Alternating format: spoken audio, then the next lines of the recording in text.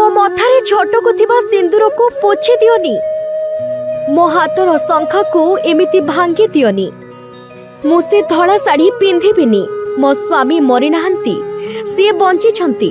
तांको तुमे माने कुआडे नै जाउछ, तांको छाड़ी दियो। मु तांको बिना बंची परिबिनी। मु तांको बहुत भल पाए। मु तांको छाड़ी रहिबा कथा केबे भी भाबिनी। आज केमिति मु तांको बिना रहिबी? एमिति कही अभिजित का शव को धरी कई कई होई कांदुछंती स्त्री। मो स्वामी अभिजित मजुमदार एबे भी जीवित अछंती। मो आखि आगरे तांको एमिति जाଳି दियंतुनी। मो स्वामी को भारी कष्ट हेबो। स्वर्गद्वार रे पंचभूत रे लीन होई जाइछंती मेलोडी किंग अभिजित मजुमदार।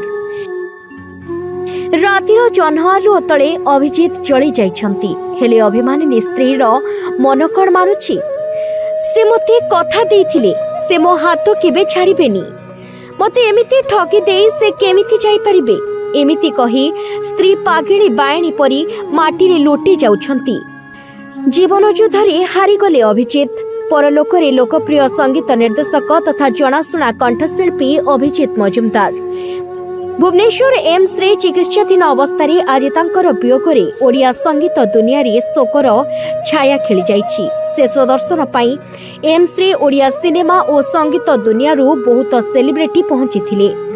सेठारू मर शरीर को तांको कटक स्थित घर को निया जाउछि। सेठारे शेष दर्शन परे पूरी स्वर्गद्वार रे शेषकृत्य करा जाइछि।